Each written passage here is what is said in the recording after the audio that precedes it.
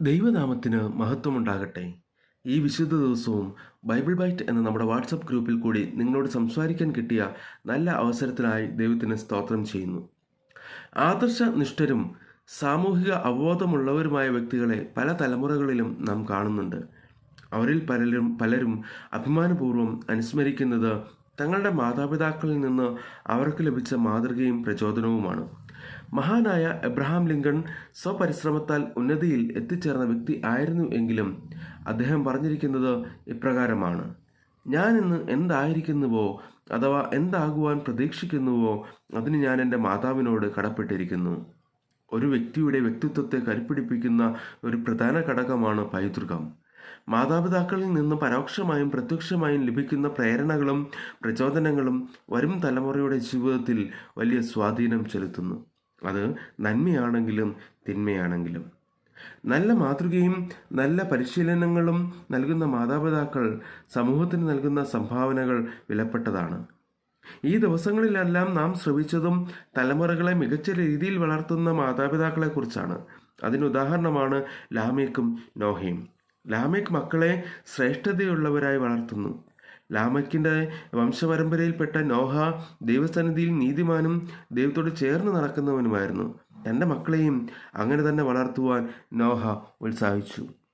ഈ കാലഘട്ടത്തിൽ ജീവിക്കുന്ന മാതാപിതാക്കൾക്ക് ഇവർ ഒരു നല്ല മാതൃകയാണ്. ഈ കഥാപാത്രങ്ങളിൽ കൂടി പേരൻറ്റിങ് അല്ലെങ്കിൽ രക്ഷകർതൃത്വം എങ്ങനെയായിരിക്കണമെന്ന് നമുക്ക് ഒന്ന് ചിന്തിക്കാം. ഒന്നാമതായി, ഭവനത്തിലെ ശിക്ഷണം മക്കളിൽ നല്ല ശീലങ്ങൾ നൽകുന്നു. ഭവനത്തിലെ ശിക്ഷണം മക്കളിൽ നല്ല ശീലങ്ങൾ നൽകുന്നു. നോഹയുടെ കാലഘട്ടത്തിൽ ലോകത്തിൽ വഷളത്വം കൊണ്ട് നിറഞ്ഞിരുന്നു എന്ന് വേദപുസ്തകം വായിക്കുമ്പോൾ നമുക്ക് മനസ്സിലാക്കാം. എന്നാൽ നോഹയുടെ മക്കൾ ഈ വഷളത്വത്തിന് പുറകെ പോയില്ല. കാരണം ഭവനത്തിൽ നിന്നും ലഭിച്ച ശിക്ഷണം ആയിരുന്നു. തങ്ങളുടെ പിതാവ് പറയുന്നതെല്ലാം അതേപോലെ അനുസരിക്കുന്ന മക്കൾ. നമ്മുടെ ഭവനങ്ങളിൽ മാതാപിതാക്കൾ കുഞ്ഞുങ്ങൾക്ക് നല്ല ശിക്ഷണങ്ങൾ നൽകിയാൽ ഒരു കുഞ്ഞു പോലും ലോക മോഹങ്ങൾക്ക് പുറകെ പോകില്ല എന്നുള്ളത് വാസ്തവമായ കാര്യമാണ്. രണ്ടാമതായിട്ട്, ഭവനത്തിലെ ശിക്ഷണം മക്കളെ ദൈവത്തോട് അടുപ്പിക്കുന്നു. ഭവനത്തിലെ ശിക്ഷണം മക്കളെ ദൈവത്തോട് അടുപ്പിക്കുന്നു. അതുവരെയും കേട്ടുകേൾവി പോലും ഇല്ലാത്ത ഒരു സാധനം ഉണ്ടാക്കണമെന്ന് ദൈവം കൽപ്പിച്ചു എന്നും പറഞ്ഞ് തങ്ങളുടെ പിതാവ് ആ ബോട്ട് നിർമ്മിക്കുവാൻ തുടങ്ങിയപ്പോൾ അതിനെ ആ മക്കൾ നിരുത്സാഹപ്പെടുത്തിയില്ല, ചോദ്യം ചെയ്തില്ല. ദൈവം കൽപ്പിച്ചത് എന്ന് പറഞ്ഞ് തങ്ങളുടെ പിതാവ് പറയുന്നതെല്ലാം ചെയ്യുന്ന മക്കൾ. വീണ്ടെടുപ്പുകാരനും അത്ഭുതം പ്രവർത്തിക്കുന്നവനുമാണ് ദൈവമെന്ന് ഭവനത്തിൽ നിന്ന് മനസ്സിലാക്കിയ മക്കളെയാണ് നമുക്കവിടെ കാണുവാൻ സാധിക്കുന്നത്. തലമുറകളെ ദൈവത്തോട് അടുപ്പിക്കുന്നതിൽ മുഖ്യമായ സ്ഥാനം മാതാപിതാക്കൾക്കാണ്. അതുതന്നെയാണ് പൗലോസ് അപ്പോസ്തലൻ പറഞ്ഞിരിക്കുന്നത്.